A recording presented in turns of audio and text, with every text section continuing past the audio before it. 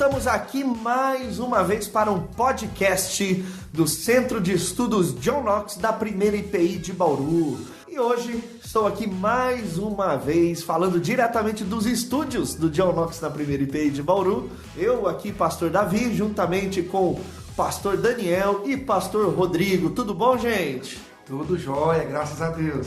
Muito bom, gente. Não vai dormir não, hein? Aguenta até o fim.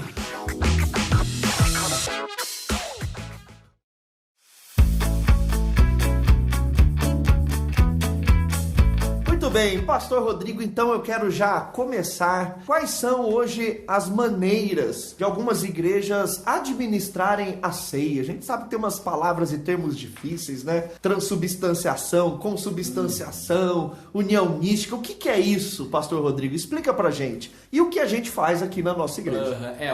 A maneira de administrar e entender a ceia mudou, né? Desde a Idade Média até os nossos dias.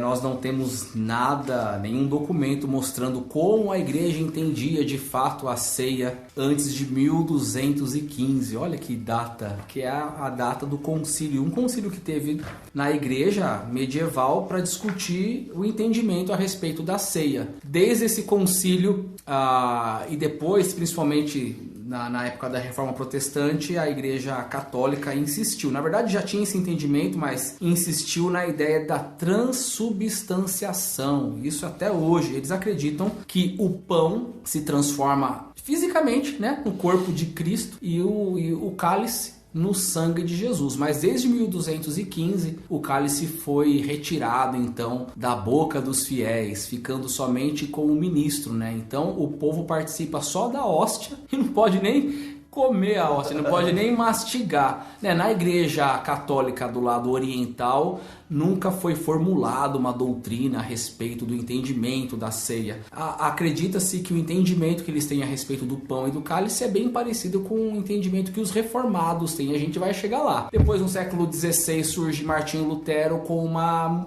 leve mudança no entendimento da ceia, né? Ele não entendia que o pão se transformava no corpo de Jesus, mas ele entendia que o corpo físico de Jesus se misturava, né, no pão. Então é a consubstanciação, é uma união entre o corpo de Jesus e a matéria, né, a substância do pão. E aí, um pouco depois da reforma, ainda naquela época, surge um outro teólogo reformado, Zwinglio, que ele propõe uma alternativa que depois acabou sendo abraçada pelos anabatistas, que é a ideia apenas de um memorial, né? Zwinglio, ele quis romper de fato com a ideia católica e entendia que o pão e o cálice, na verdade, são apenas elementos para serem olhados e para que possamos lembrar o sacrifício do Senhor Jesus Cristo. Quem nos ajudou muito nessa reflexão foi João Calvino, propondo a ideia da união mística.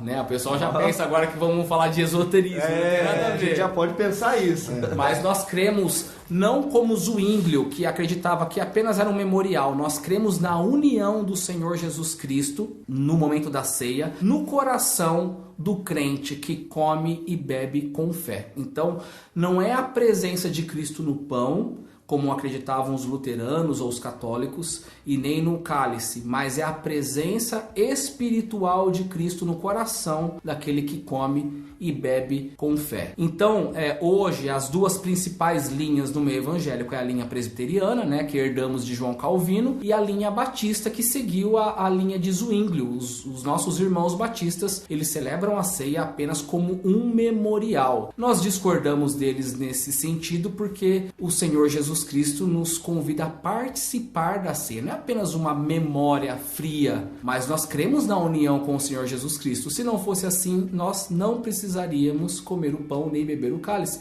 Bastaria olhar para os elementos. Ok, lembrei, agora pode começar a palavra. Então nós entendemos diferente, mas nós respeitamos a opinião dos nossos irmãos batistas, mas nós entendemos que ali no momento da ceia, eu acho muito legal isso. Nós cremos que por ser um sacramento, por ser um mistério agora revelado, nós somos elevados até a presença de Deus e Deus se lembra, não a gente também como consequência, mas Deus se lembra que tem um pacto conosco, e quando nós participamos da ceia com fé, nós nos apropriamos de todas as bênçãos que a ceia comunica. Então nós renovamos a nossa aliança com o Senhor. Isso tem que ser um sacramento. Não é apenas memorial, é um renovar da aliança.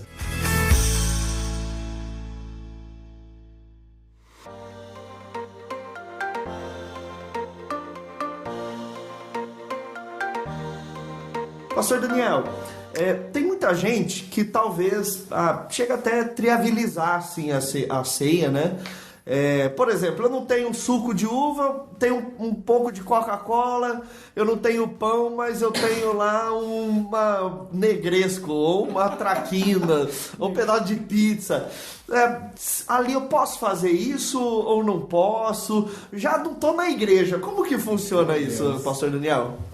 Existe hoje em dia tudo quanto é tipo de cerimônia a gosto do cliente, né? Mas lembrem, querido ouvinte, que nós estamos nesse debate todo sobre os sacramentos, falando aí de ordenanças, de ordens expressas que o Senhor Jesus Cristo deixou para a sua igreja. E como falamos no outro podcast, os símbolos, eles também têm uma devida união, né? Ou uma devida ligação às coisas simbolizadas. A gente já tentou em algumas ocasiões aqui na igreja, o pastor Rodrigo fez algumas aulas assim para a igreja toda, ensinando como que Jesus utilizou de elementos que eram ali comuns da refeição pascal lá dos judeus e que tomando destes elementos é que o nosso Salvador então institui a sua ceia, que é sim e é também memorial, mas não é apenas memorial, né? Ela nos serve para despertar nossa memória, mas faz com que o nosso coração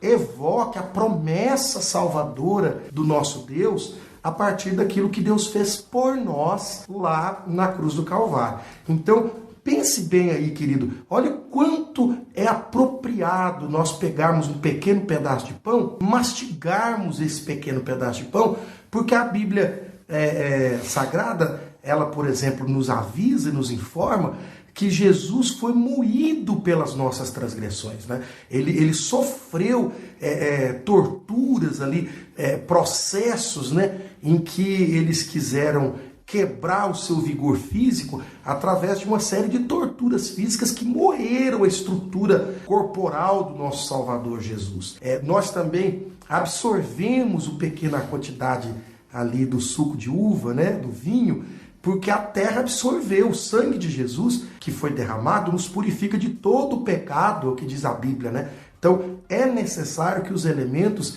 remetam, né, a coisa também simbolizada, né? O pão com essa ligação singela, mas apropriada àquilo que o Senhor Jesus passou no seu corpo, e o cálice apontando para o derramamento, né, do sangue do nosso Salvador Jesus Cristo, que entendemos ser ali o preço da nossa salvação, né?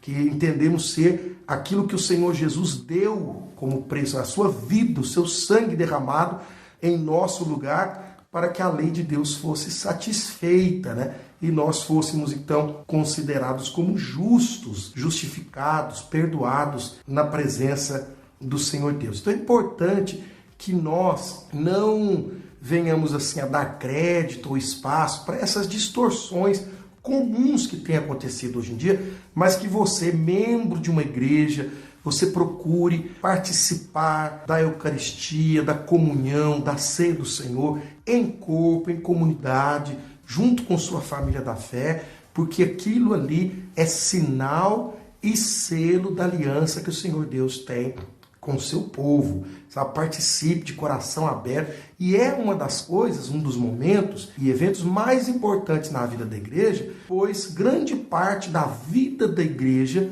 gira ou orbita ao redor da celebração da mesa do Senhor. É a mesa do Senhor que simboliza, que mostra aqueles que estão habilitados a se achegar em comunhão com o nosso Deus, a se achegar para participar do banquete espiritual, das dádivas espirituais também, em comunhão com o Senhor nosso Deus.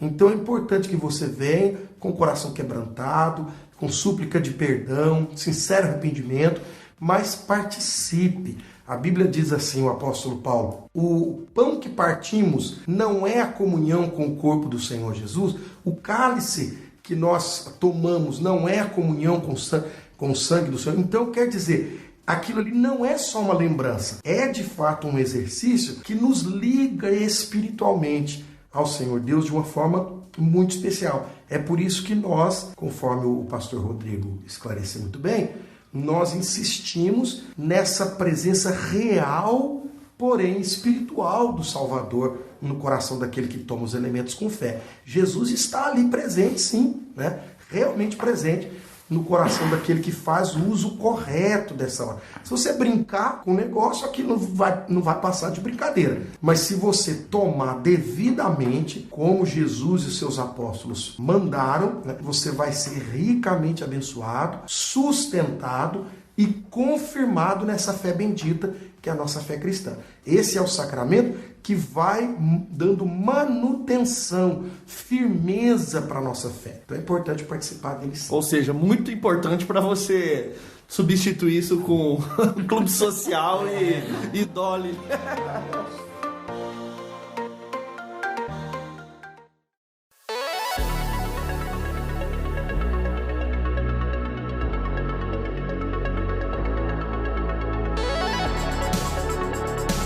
Rodrigo, responda uma coisa, né?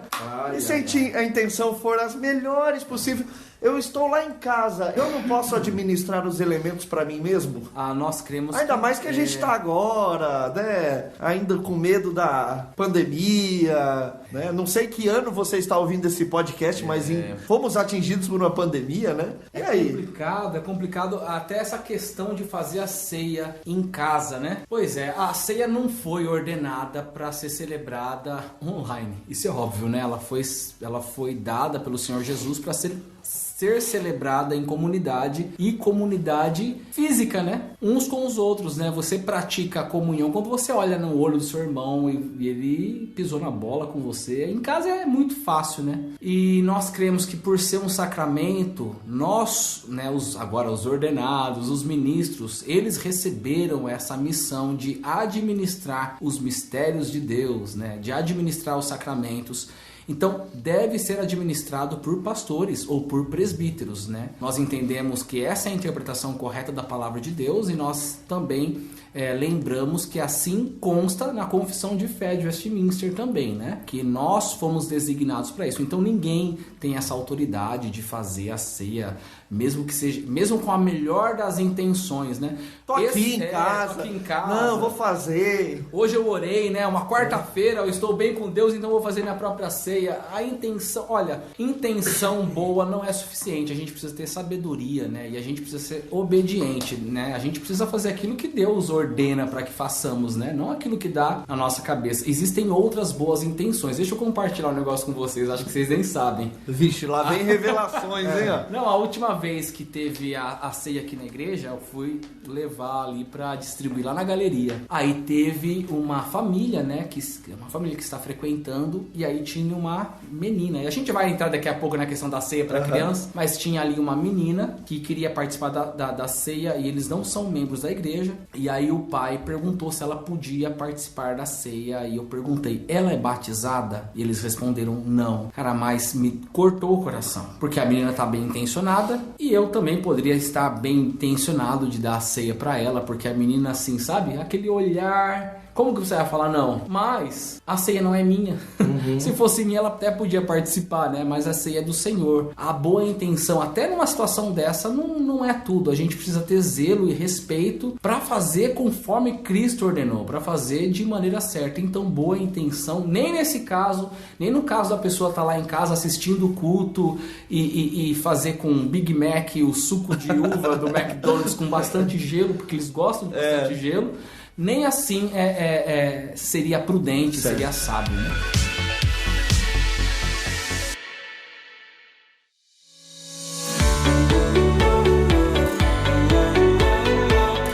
Assim como o batismo, você falou no outro podcast que tem a ver com a circuncisão no Antigo Testamento. E a ceia? Tem a ver com o quê? E por que a gente estende a ceia para as crianças da nossa igreja? Ainda é um assunto muito recente, né, na igreja. Lembrando que a gente tem denominações, tem outros pontos de vista, mas na nossa, então, Rodrigo. Na nossa igreja, né, faz pouco tempo, faz pouco tempo, nem 2 décadas, a IPI do Brasil hoje estende a ceia para os filhos de crentes, lembrando, aqueles que foram batizados, não é para qualquer criança. Por um bom tempo a IPI não abria, não estendia a ceia para crianças. Então é algo muito recente, é algo que tem discordâncias até mesmo dentro da denominação. Mas qual que é a lógica da nossa denominação em abrir a ceia para as crianças? É entender que assim como no Antigo Testamento as crianças participavam da Páscoa, no Novo Testamento as crianças participam da ceia, porque nós entendemos que é uma mesma aliança, nós temos uma única aliança de graça que é administrada no Antigo Testamento com circuncisão e Páscoa, no Novo Testamento com batismo e ceia. Então a lógica basicamente seria essa. Se no Antigo Testamento as crianças participaram daquela primeira ceia, por exemplo, por que as crianças ficariam de fora? Acontece que, agora eu vou advogar pela nossa causa, pela causa da IPIB, que defende a participação das crianças na ceia. Como isso acontecia antes? As igrejas que vieram da Reforma Protestante, ali na Reforma Protestante, o século XVI, não oferecia a ceia para as crianças. E essa prática ela vem desde 1215, desde esse concílio que é chamado de Concílio de Latrão, quando a Igreja Católica também resolve excluir as crianças da participação da ceia. Quando você estuda um pouco as tradições cristãs, você entende que do lado oriental, a Igreja Ortodoxa Grega, eles incluem as crianças na ceia. Tudo leva a crer que é uma prática que eles preservam desde o início da história da Igreja. Tem como provar 100%? Não, mas é um forte indício. E a Igreja Católica, em 1215, exclui as crianças da participação da ceia porque eles acabam atribuindo algumas forças místicas para o pão. Então eles pensavam assim, mas e se a criança derrubar o cálice, por exemplo, que era oferecida a elas? Essa criança vai estar em profundo pecado. Então eles resolveram tirar as crianças da participação. Hoje, nas igrejas que não oferecem a ceia para criança, eles utilizam o texto de 1 Coríntios 11, que apelam para a consciência do cristão para participar da ceia, que ele estaria correndo um grave perigo se não discernisse o corpo. Então, a criança não tem as condições de discernir o corpo. Como que ela participaria da ceia? E a resposta que se dá a isso é que discernir o corpo ali não tem a intenção de excluir ninguém, mas é discernir que o pobre ali é meu irmão. E quando a gente vai para 1 Coríntios, qual é o problema que Paulo está tentando corrigir? É a questão dos ricos, aqueles que chegavam mais cedo na igreja, excluíam os pobres da participação da refeição comunitária, porque naquela época havia uma refeição comunitária antes da ceia mesmo, antes do sacramento. E os pobres ali na igreja estão sendo rejeitados nessa refeição, É uma das teorias, Então, discernir o corpo ali não seria aquele autoexame, mas seria entender que o pobre também é meu irmão. Então, seguindo essa lógica, a intenção de Paulo ali não seria excluir ninguém, não seria excluir as crianças, mas incluir a todos, incluir o pobre, incluindo até mesmo as crianças. Então é dessa maneira que a nossa denominação entende a participação das crianças.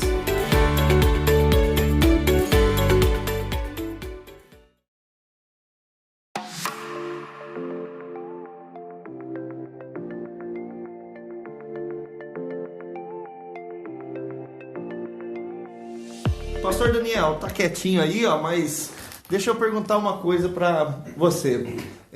Tem muita gente, e isso é uma das coisas que eu ouvi desde a época da minha conversão, Se você não estiver bem, não tome a ceia. Se você mentiu, não tome a ceia. Se você falou mal de alguém, se você pecou, não participe da ceia. Essa é a postura correta que nós devemos ter em relação à ceia? Eu pequei, não estou apto, não participo. A mesa sendo quase que a graça sendo sentida através dos lábios, através do tato. Nós nos abstemos dela diante do pecado que nós porventura tenhamos cometido? Como funciona isso? Olha, a pessoa precisa ter um bom discernimento em relação a esse assunto, porque o próprio texto que foi mencionado pelo pastor Rodrigo, ele aponta uma ação positiva da parte do comungante. Diz assim o texto: examine-se, pois, o homem a si mesmo, e assim coma do pão e beba do cálice. Então, o pessoal esquece dessa parte, né? Esquece essa parte. Se fosse para você deixar de comer, né, todos nós deixaríamos, porque o texto, uma vez que você examinar a si mesmo, você vai ver que é indigno de participar de tamanha intimidade com o Salvador. Na verdade, ele é o Salvador porque nós somos indignos, né? Nós não merecemos a salvação que o Senhor Jesus comprou para nós na cruz do Calvário. Então, o texto que o apóstolo Paulo coloca é para que haja, sim, um reconhecimento, um exame interior ou até comunitário, conforme foi explicado, mas que você aí participe, aí tome, coma do pão, beba do cálice. Agora, o único motivo ou razão de você deixar de tomar os elementos ou participar da ceia é no caso da própria igreja, através de sua liderança, no nosso caso o conselho da igreja, atribuir ou estipular alguma disciplina eclesiástica, dizendo então que você vai ficar suspenso ou suspensa de participar da comunhão ali durante um determinado período. Lembrando que essa suspensão, né, ela é também uma das penalidades, entre aspas, assim, né? É uma das formas que nós temos de despertar a consciência do membro faltoso, o membro que está deixando a desejar em alguma série de assuntos da igreja. Se vier o caso do conselho convocar e estipular uma correção para a sua vida que envolva deixar de participar da ceia, aí sim, é o único caso. Se não houver esse caso oficial vindo da parte da liderança da igreja, você deve se examinar, deve confessar seus pecados a Deus e deve participar com a consciência de ser alguém pecador, de ser um pecador, sim, mas de ser um pecador que é amado e perdoado pelo Senhor Deus através de Jesus Cristo e que é chamado a participar desse momento de intimidade com o Salvador na sua mesa, entendeu? E até você lembrar que aquele é um dos momentos importantes para fortalecer e confirmar a sua fé, né? Para te deixar mais, vamos dizer assim, mais forte, né? Mais robustecido, né? Quando tiver que enfrentar outras ocasiões de tentação que no passado talvez tenha feito com que você fracassasse na sua carreira cristã. Então venha, confesse, participe, né? Renove seu compromisso com Deus. De renovação em renovação, o povo de Deus no passado continuava a sua caminhada com Deus, não mudou os elementos, a forma, mas o princípio é o mesmo. De renovação em renovação, nós vamos continuando vivendo essa vida de batalhas, que é a vida cristã, até o dia que o Senhor achar por bem nos levar lá para o céu santo.